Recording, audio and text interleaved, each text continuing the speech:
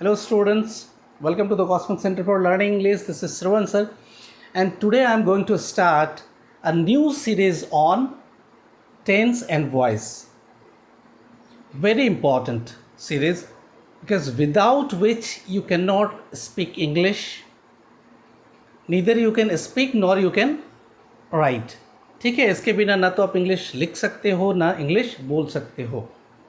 बहुत इम्पॉर्टेंट ये पार्ट है किसके, इस पर्टिकुलर लैंग्वेज का. ठीक है, तो इस टॉपिक पे आए इससे पहले मैं थोड़ा सा आपको बैक ले चलता हूँ कि जितने भी हमारा फंडामेंटल्स अब तक हुआ है, ठीक है, मीन्स फंडामेंटल्स ऑफ ग्रामर के तहत जितने वीडियो मैंने अपलोड किए हैं अब तक, आप एक भी मिस नहीं करेंगे क्योंकि एक दूसरे पे वो आधारित है. ठीक है, अभी आपको प्रॉब्लम दिखेगा बीच में कि अगर आप पहले नहीं देखा है आपने तो. ठीक है, तो मेरे प्लेलिस्ट में है इंग्लिश विद श्रवण सर करके, इस चैनल में जाएंगे, उसके प्लेलिस्ट में इंग्लिश विद श्रवण सर, और उसमें सारे वीडियो मिलेंगे. आप उसको ज़रूर देखेंगे ताकि फिर आगे समझने में कोई परेशानी नहीं हो. और ये बहुत इम्पॉर्टेंट सीरीज़ है और इतने सिंपल वे में ये बताया जाएगा आपको कि अब तक आपने टेंस पढ़ा है या कहीं कभी कन्फ्यूजन रह गया हो आपका टेंस और वॉइस में, तो अब नहीं रहेगा, इसकी गारंटी है. ठीक है, इसके बाद टेंस और वॉइस आपको पढ़ने की ज़रूरत नहीं रहेगी, इसलिए आप एक भी वीडियो मिस नहीं करेंगे और कोई भी वीडियो देखेंगे अंत तक देखेंगे आप. ठीक है, तो चलिए आज हम लोग आते हैं, इस सीरीज़ का शुरुआत करते हैं. तो सबसे पहले हम लोग समझते हैं कि टेंस होता क्या है. What is tense? आप टाइम जानते हो किसको कहते हैं? What is time? टाइम किसको कहते हैं? टाइम तो हम लोग सब जान रहे हैं ना भाई. ठीक है, उसको कैसे डिफाइन करेंगे कि दुनिया के जितने भी एक्शन परफॉर्म होता है तो जिसके दायरे में होता है उसको सिंपली हम टाइम कह सकते हैं. तो अगर टाइम को हमें पता है तो फिर टेंस क्या होता है, क्या कि ये उसके सिनोनिम्स. ठीक है, समय और काल में क्या अंतर है? टाइम मतलब समय और टेंस मतलब काल होता है, तो क्या अंतर है? हालांकि दोनों एक का ही नाम है, तो फिर दोनों दो नाम क्यों हैं? जानते हो कारण? मैं बताता हूँ कि जब कार्यों के मूल्यांकन के लिए, ठीक है, और द इवेल्युएशन और कैलकुलेशंस कह सकते हैं ऑफ वर्क डन, ठीक है, और इज बीइंग डन और विल बी डन, जो कार्य हो रहे हैं, जो कार्य हो चुके हैं और जो कार्य होंगे, इसके मूल्यांकन के लिए समय का विभाजन किया गया है और उसी को हम क्या कहते हैं? टेंस कहते हैं. ठीक है, जो कार्य हो चुके हैं उसके लिए पास्ट टेंस का इस्तेमाल होता है, जो भी हो रहे हैं उसके लिए प्रेजेंट का, और जो आगे होने वाला है उसके लिए फ्यूचर का. तो जो टाइम का डिवीज़न हो गया तो वही क्या हो गया? टेंस हो गया. ठीक है, टेंस समझ गए आप. थोड़ा वॉइस में आते हैं. वॉइस क्या होता है कि वॉइस सेंटेंस स्ट्रक्चर जो होता है, ठीक है, या सेंटेंस में पहले बता चुका हूँ कि सेंटेंस में होता क्या क्या चीज़ है, इसलिए मैं कहता हूँ कि आप, अभी मैंने बताया कि आप ज़रूर प्रीवियस वीडियोस देखेंगे क्योंकि सेंटेंस में बता चुका हूँ, फ्रेजेस में बता चुका हूँ, क्लाउज में बता चुका हूँ, सब्जेक्ट ऑब्जेक्ट वर्ब को भी बढ़िया से एक्सप्लेन कर दिया है. फिर से एक बार रिपीट कर देता हूँ. सेंटेंस में होता क्या है? सब्जेक्ट, वर्ब, ऑब्जेक्ट और ज़रूरत पड़ी तो अदर वर्ड्स. ठीक है, in a sentence there is a subject, a verb, an object, और if necessary there are other words. ठीक है, तो ऐसे सेंटेंस जिसमें सब्जेक्ट डोमिनेंट होता है, डोमिनेंट मतलब समझते हो? प्रधान, पावरफुल, उसको हम क्या कहते हैं? एक्टिव वॉइस में कहते हैं. और जिसमें ऑब्जेक्ट डोमिनेंट होता है, ठीक है, ऐसे सेंटेंस जिसमें ऑब्जेक्ट डोमिनेंट होता है उसको हम पैसिव वॉइस में कहते हैं. For example, I am reading a book, एक सेंटेंस है. I is the subject here, reading is a verb, ठीक है, बुक इज़ द ऑब्जेक्ट. ठीक है, I am reading a book. अब क्या होता है इसमें देख लीजिए कि I am reading a book, यहाँ मैं प्रधान हूँ, सब्जेक्ट डोमिनेंट है। वही कहूँगा अगर दूसरे शब्दों में कि बुक मेरे द्वारा पढ़ा जा रहा है। क्या पढ़ा जा रहा है? बुक पढ़ा जा रहा है, दूसरा कुछ नहीं। तो वहाँ पे ऑब्जेक्ट डोमिनेंट हो जाता है। ठीक है, तो सब्जेक्ट किसको कहते हैं ये मैं पहले बता चुका हूँ, फिर से रिपीट कर देता हूँ कि किसी सेंटेंस में जिसके द्वारा कार्य होता है, जैसे इसमें मेरे द्वारा कार्य हो रहा है कि मैं पुस्तक पढ़ रहा हूँ, मैं बुक पढ़ रहा हूँ, तो मेरे द्वारा कार्य हो रहा है। या किसी सेंटेंस में किसी सेंटेंस में जिसके बारे में कहा गया हो। ठीक है, जैसे he is an intelligent boy, he is an intelligent boy, तो ही जो वहाँ पे सब्जेक्ट है उसी के लिए कहा गया है इज़ एन इंटेलिजेंट बॉय। ठीक है, तो जिसके बारे में कहा जा रहा है सेंटेंस में वो सब्जेक्ट होगा या जिसके द्वारा कार्य किया जा रहा है। तो दो सेंटेंस से मैंने समझाया दोनों को, उसको सब्जेक्ट कहते हैं। और जिस पे कार्य का इम्पैक्ट पड़े, ठीक है, जैसे अभी मैंने कहा कि I am reading a book, तो मैं क्या पढ़ रहा हूँ? बुक। मेरे कार्य किस पे हो रहा है? बुक पर। ठीक है, तो वो ऑब्जेक्ट हो जाता है। बात समझ में आई?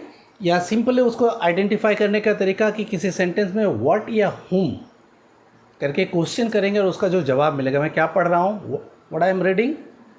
ठीक है, तो उसमें क्या पढ़ रहा हूँ मैं? बुक। ठीक है, बात समझ में आ रही है? या he helped him, he helped हुम। यहाँ एक क्वेश्चन है कि हुम करके क्वेश्चन अगर करेंगे तो वो मदद किसको किया? ठीक है, तो हिम है वहाँ पे, तो वो ऑब्जेक्ट हो जाता है। ठीक है, तो इसके आज ये टॉपिक नहीं है, ये मैं थोड़ा सा इसमें ज़रूरत है इसलिए मैं उसको फिर से एक्सप्लेन कर रहा हूँ। मैं तो प्रीवियस वीडियो में ऑलरेडी इसको एक्सप्लेन कर चुका हूँ, आप उसको ज़रूर देखेंगे। चलिए अब आगे बढ़ते हैं। तो वॉइस समझ गए, टेंस समझ गए। अब टेंस का क्लासिफिकेशन में आते हैं। टेंस को 3 भागों में बांटा है, प्रेजेंट टेंस, पास्ट टेंस और फ्यूचर टेंस। ठीक है, प्रेजेंट किसको कहते हैं? जो वर्तमान है। ठीक है, पास्ट किसको कहते हैं? जो बीत चुका है ऐसे समय को। और फ्यूचर किसको? जो आने वाला समय है। ठीक है, अब क्या होता है कि फिर तीनों ये टेंस, प्रेजेंट, पास्ट, फ्यूचर को 4 भागों में बांटा गया है, फर्दर क्लासिफिकेशन हुआ है। ठीक है, तो कौन कौन सा क्लासिफिकेशन हुआ है? चारों का सेम वे में क्लासिफिकेशन हुआ है, इसलिए एक को जानिए तब दूसरे को जान जाइएगा। जैसे प्रेजेंट इंडेफिनिट या सिंपल। ठीक है, प्रेजेंट इंडेफिनिट या सिंपल। दूसरा प्रेजेंट कंटिन्यूअस, इम्परफेक्ट और प्रोग्रेस, एक ही का नाम है, उसको इम्परफेक्ट कह लें, प्रोग्रेस कह लें या फिर कंटिन्यूअस कह लें। तीसरा present perfect. Fourth present perfect continuous. ठीक है, in the same way past को करिए, पास्ट इंडेफिनिट और सिंपल, पास्ट कंटिन्यूअस, इम्परफेक्ट और progress, past perfect, past perfect continuous. Future को भी उसी तरह से, फ्यूचर इंडेफिनिट और सिंपल, फ्यूचर कंटिन्यूअस, इम्परफेक्ट और प्रोग्रेस, फ्यूचर परफेक्ट और फ्यूचर परफेक्ट कंटिन्यूअस। ठीक है, तो चारों टेंस को आज हम लोग पहले प्रेजेंट में आते हैं। और प्रेजेंट में, प्रेजेंट इंडेफिनिट में हमने ये देख लिया कि उसको 3 भागों में टेंस को बांटा गया है। 3 को फिर अलग अलग 4 भागों में बांट लिया गया है। ठीक है, मैंने फर्दर क्लासिफिकेशन हुआ है, समय का ही एक डिवीज़न हुआ है, टेंस का ही एक डिवीज़न हुआ है अब पर्टिकुलर वे में जो वर्क का कैलकुलेशन के लिए। ठीक है, बात समझ में आ रही है? तो चलिए हम लोग आते हैं प्रेजेंट इंडेफिनिट में, और इसको बढ़िया से, इसके बाद आपको टेंस और वॉइस कभी पढ़ने की ज़रूरत नहीं पड़ेगी, इसकी मैं गारंटी देता हूँ। लेकिन आप वीडियो अंत तक देखेंगे, हर वीडियो को देखेंगे, क्योंकि कुछ भी नहीं छूट जाएगा। और जैसे ये ख़त्म होता है और फंडामेंटल्स ऑफ ग्रामर ख़त्म होता है, स्पोकन सीरीज स्टार्ट करूँगा। 3 महीने में आप इंग्लिश बोलोगे, फ्लुएंटली बोलोगे, ये मैं कहता हूँ, और आप बताओगे मुझे। ठीक है, और उसके जो एलिमेंट्स हैं स्पोकन के, सारा उसमें कवर करेंगे। लेकिन आप पहले इस सीरीज़ को देख लीजिए, इस सीरीज़ से ही आपको अंदाज़ा लग जाएगा कि आप इंग्लिश में आपकी पकड़ बन रही है। ठीक है, तो चलिए आते हैं प्रेजेंट इंडेफिनिट और सिंपल टेंस कैसे पहचानेंगे? ठीक है, कैसे पहचानेंगे? अगर इंग्लिश के स्टूडेंट हैं पहले से, ठीक है, तो for them structure is very simple to identify. क्या स्ट्रक्चर उसका होता है? Simple structure, subject plus first form of verb, verb का पहला रूप, और if required means if the subject is third person singular number we add S और E S with the verb. ठीक है, अगर ज़रूरत पड़ी तो वर्ब के साथ एस या ई एस लगता है। कब? जब subject third person singular number में होता है। मैंने एक वीडियो पर्सन और केस पे डाला है और नंबर ऑफ नाउन पे भी कई वीडियो डाला है। अब अगर पर्सन आप नहीं जानते हो, अगर पहले की वीडियो नहीं देखे तो परेशानी होगी फिर आपको। इसलिए मैं कहता हूँ कि किसी वीडियो का मिस नहीं करेंगे और अंत तक देखेंगे। ठीक है, तो अभी मैं बता रहा था कि अगर थर्ड पर्सन सिंगुलर नंबर, तो नंबर जानना होगा, पर्सन भी जानना होगा। अगर थर्ड पर्सन सिंगुलर नंबर का सब्जेक्ट है तो उसके वर्ब के साथ एस या ई एस लगता है। किस टेंस में? प्रेजेंट इंडेफिनिट और सिंपल टेंस में। कि अगर टेंस प्रेजेंट इंडेफिनिट हो तो उसमें पहचान का सिंपल तरीका है कि सेंटेंस को देखेंगे, अगर देखेंगे सब्जेक्ट है, उसके बाद वर्ब का फर्स्ट फॉर्म है, उसके बाद ऑब्जेक्ट है, और अगर अदर वर्ड्स उसमें है तो ठीक है, अदर वर्ड्स रह भी सकता है, नहीं भी रह सकता है, वो सेंटेंस के ज़रूरत के अनुसार से। ठीक है, depends upon the requirements of the sentence whether there is other word और नॉट। ठीक है, लेकिन क्या होता है कि there must be subject plus first form of verb plus object. Okay, simple structure of this particular tense and this is the active structure. Okay, अब मैं वॉइस भी साथ साथ बता रहा हूँ इसलिए मैं बता, तो सिंपल, अगर हिंदी मीडियम से स्टूडेंट हैं और हिंदी के आधार पर आप पहचानना चाहते हैं, दोनों स्टूडेंट के लिए मैं कह रहा हूँ कि दोनों के लिए इजी हो आइडेंटिफाई करना, तो सिंपल जान लीजिए कि हिंदी क्रिया जो होता है सेंटेंस में, तो उसके क्रिया के अंत में यानी हिंदी के जो वर्ब के अंत में अगर ता हूँ, ते हैं, ती है एट्सेट्रा रहे, जैसे मैं पढ़ता हूँ, वे लोग विद्यालय जाते हैं। ठीक है, जाने के साथ जाते हैं ना। ठीक है, वह घरों में काम करती है। ठीक है, वह हमें पढ़ाती हैं। बात समझ में आ रही है? तो जहाँ ता है, ती है, ते हैं एट्सेट्रा अगर रहता है हिंदी वर्ब के अंत में, तो समझ जाना चाहिए कि उसके साथ जो स्ट्रक्चर हम इस्तेमाल करेंगे, चाहे स्पोकन में चाहे रिटन में, कौन सा? प्रेजेंट इंडेफिनिट या सिंपल का। ठीक है, बात समझ में? मैंने यहाँ पे लिख दिया है कि आइडेंटिफिकेशन ता हूँ, ते हैं, ती है एट्सेट्रा। ठीक है, अब एक्टिव स्ट्रक्चर में मैंने बता दिया कि एक्टिव जिसमें सब्जेक्ट डोमिनेंट हो। एक्टिव स्ट्रक्चर किसको कहते हैं? Subject dominant. उसमें क्या होता है? देखिए कि सब्जेक्ट है, ठीक है, वर्ब का फर्स्ट फॉर्म, वर्ब फॉर्म भी मैं सारे वर्ब्स का फॉर्म सहित V1 V2 V3 में आपको अवेलेबल कराऊंगा बहुत जल्दी। ठीक है, तो उसमें सब्जेक्ट, वर्ब का फर्स्ट फॉर्म, अगर ज़रूरत पड़ी तो अगर थर्ड पर्सन सिंगुलर नंबर में सब्जेक्ट है तो एस या ई एस भी उस वर्ब के साथ, जैसे ही राइट्स अ बुक। ठीक है, तो ही सब्जेक्ट है इसलिए वर्ब के साथ क्या लगा है? एस जुड़ा है वहाँ पे, राइट्स। ठीक है, बात समझ में? अगर दे रहता है तो वहाँ पे राइट लिखता है। बात समझ में आ रही है ना? प्लस ऑब्जेक्ट प्लस अगर ज़रूरत पड़ी तो कंप्लीमेंट। अब एग्जाम्पल से समझ लेते हैं, यहीं पे देख लीजिए। They play cricket every day in the evening. They इसमें क्या हो गया? सब्जेक्ट हो गया। प्ले क्या हो गया? वर्ब का फर्स्ट फॉर्म। क्रिकेट क्या हो गया? ऑब्जेक्ट हो गया। ठीक है, क्योंकि वे लोग क्या खेल रहे हैं? क्रिकेट। वो क्या खेलते हैं? क्रिकेट। बात समझ में आई? यहाँ ते हैं होगा।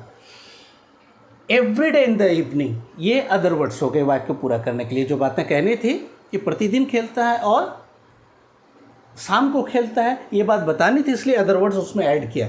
तो देख लीजिए, या मैंने अंडरलाइन करके लिख दिया है। दे क्या हो गया? सब्जेक्ट। इसके स्ट्रक्चर को देख लीजिए। प्ले V1, इसमें एस या एस क्यों नहीं लगा? क्योंकि they third person plural number में है। ठीक है, प्लूरल नंबर में क्या होता है? देख लीजिए, सब्जेक्ट को, नाउन को, सब्जेक्ट नहीं नाउन, तो सब्जेक्ट नाउन नहीं होता है। ठीक है, जनरली। तो क्या होता है कि जब नाउन को प्लूरल बनाना होता है तो उसमें एस लगाते हैं, या और भी बहुत सारे रूल्स हैं जो मैं पहले बता चुका हूँ सारे रूल्स। आप नंबर ऑफ नाउन करके वीडियो है, आप उसको ज़रूर देख लेंगे। फिर rules for changing singular into plural noun, तो इंग्लिश विद श्रवण सर करके प्लेलिस्ट में जाएंगे मेरे चैनल में, और आप उसको देखेंगे। पूरा रूल्स मैंने वहाँ पे डाल रखा है, बता रखा है, एक्सप्लेन कर रखा है, बहुत ईजी वे में, बहुत सिंपल वे में। चलिए अब आगे देखते हैं। दे play cricket every day in the evening, तो ये सब्जेक्ट हो गया, V1 हो गया, ये ऑब्जेक्ट हो गया, और अदर वर्ड्स हो गया। ठीक है, अदर वर्ड्स रह भी सकता है, नहीं भी रह सकता, वो सेंटेंस के रिक्वायरमेंट पे डिपेंड करता है। अब ये एक्टिव स्ट्रक्चर हो गए। ठीक है, पैसिव स्ट्रक्चर उसका क्या होता है? जब पैसिव में बदलेंगे तो एक्टिव से पैसिव बनाने के एक रूल्स में 2-3 चीज़ें, मैं एक चार्ट दे दूंगा एक, उस चार्ट को आप जब देखेंगे तो उसके बाद आपको टोटल टेंस पे आधारित जितने भी वॉइस चेंज करने होंगे कहीं देखने की ज़रूरत नहीं पड़ेगी फिर। लेकिन कुछ कॉमन चीज़ें जो मैं अभी बता देता हूँ कि एक्टिव से पैसिव बनाने में 2-3 चीज़ों का ख्याल रखना है जो सबके साथ कॉमन है। पहले तो सब्जेक्ट की जगह पे ऑब्जेक्ट चला जाता है और ऑब्जेक्ट की जगह पे सब्जेक्ट आ जाता है, पहली एक चीज़। ठीक है, जैसे यहाँ पे दे play cricket every day in the evening, तो दे सब्जेक्ट है, तो जब पैसिव में बदलेंगे तो इसका पोजीशन ऑब्जेक्ट के जगह पे चला जाएगा, और क्रिकेट ऑब्जेक्ट है, वो सब्जेक्ट के जगह पे आ जाएगा, पहली बात। और पैसिव वॉइस में हमेशा वर्ब का थर्ड फॉर्म लगता है, इसमें कोई सोचना नहीं है, ना कुछ भी सोचना नहीं है, हमेशा वर्ब का थर्ड फॉर्म लगता है। ठीक है, और ऑब्जेक्ट्स जब हम पैसिव में बदलेंगे तो सब्जेक्ट को जब ऑब्जेक्ट की जगह पे लाएंगे तो ज़रूरत के अनुसार ऑब्जेक्ट, जो सब्जेक्ट को ऑब्जेक्ट बना रहे होते हैं, उससे पहले बाय लगता है। ठीक है, जब सब्जेक्ट डिफिनिट हो तब, कि सब्जेक्ट कौन है ये पता है तब, और सब्जेक्ट जब इंडिफिनिट रहता है, ठीक है, पता नहीं रहता है कौन रहता है, तो उस केस में हम वहाँ पे ऑब्जेक्ट नहीं भी लगाते हैं, जिसको एजेंट कहा जाता है। ठीक है, वो हम प्रैक्टिस में हम लोग आएंगे। इसके बाद जैसे ये कंप्लीट होता है तो कुछ सेंटेंसेस पे हम लोग जो वर्क करेंगे, एक्सरसाइज करेंगे, तो उसमें हम लोग ये जान लेंगे। और हर टेंस का, जैसे मैं प्रेजेंट इंडिफिनिट का बता रहा हूँ, ये एक्सप्लेन करने के बाद एक वीडियो इस पे एक्सरसाइजेस पे होगा, ताकि वो पूरी तरह से कंप्लीट होता जाए। कभी मैं कहा कि कभी दोबारा फिर टेंस पढ़ने की ज़रूरत, किसी टीचर के पास जाने की ज़रूरत टेंस और वॉइस के लिए नहीं पड़ेगा, इसकी गारंटी है। ठीक है, अब चलिए हम लोग आते हैं नेक्स्ट, क्या है कि पैसिव स्ट्रक्चर। ठीक है, पैसिव स्ट्रक्चर में तो देखिए यहाँ पे subject, verb V1, object, complement था। अब उसी को जस्ट रिवर्स कर दिया मैंने, तो ऑब्जेक्ट पहले आ गए। और एक चीज़ जान लीजिए कि ये मैं चार्ट दूंगा, मैं अभी बताया ना कि टेंस पे आधारित चार्ट दूंगा, कि अगर प्रेजेंट इंडेफिनिट को पैसिव वॉइस में बदलना होगा तो उसमें auxiliary verb is, are, am का प्रयोग होगा। किसका प्रयोग होगा? इज, आर, एम का प्रयोग होगा, और हमेशा V3 का प्रयोग होगा, और ज़रूरत पड़ी तो बाय प्लस एजेंट का, सब्जेक्ट वहाँ ऑब्जेक्ट की जगह पे आएगा, और अदर वर्ड्स रहा तो अदर वर्ड्स के रूप में उसको लिखेंगे। जैसे एग्जांपल के तौर पर इसी सेंटेंस को मैं चेंज कर रहा हूँ, पहले ऑब्जेक्ट आ जाएगा, तो उसके स्ट्रक्चर को याद रखिएगा, object plus is, are, am plus V3 plus by अगर ज़रूरत पड़ी तो, अगर सब्जेक्ट डिफिनिट है तब बाय प्लस सब्जेक्ट मतलब, लेकिन एक चीज़ याद रखिएगा, सब्जेक्ट अगर ऑब्जेक्ट के पास जाता है तो ऑब्जेक्टिव फॉर्म में आ जाता है। मैंने एक वीडियो डाला है पर्सन और केस पर, जिसमें चार्ट बना दिया है कि एक सब्जेक्ट का जब ऑब्जेक्ट की जगह पे जाता है तो उसका क्या फॉर्म होगा, उसका पॉजेसिव फॉर्म क्या होगा। अगर आप जानते हो तो ठीक है, नहीं तो मेरे प्लेलिस्ट में जाके वो भी देख लेना, फिर कन्फ्यूजन नहीं रहेगा। तो जब सब्जेक्ट ऑब्जेक्ट की जगह पर जाएगा तो वो ऑब्जेक्टिव फॉर्म में आ जाएगा। ठीक है, it will change it's form. देख लीजिए यहाँ पे क्या, कैसे उसी सेंटेंस को चेंज करते हैं।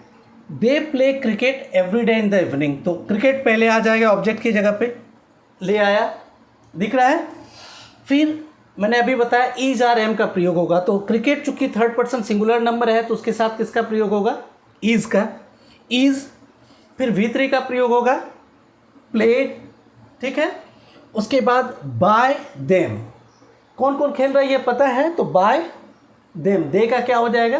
देम। अभी मैंने बताया ना कि सब्जेक्ट जब ऑब्जेक्ट के जगह पे आएगा तो उसका फॉर्म भी बदलेगा। Them everyday in the evening, everyday in the evening, ये अदर वर्ड्स है, अदर वर्ड्स को लगा दिए। बात समझ में आई?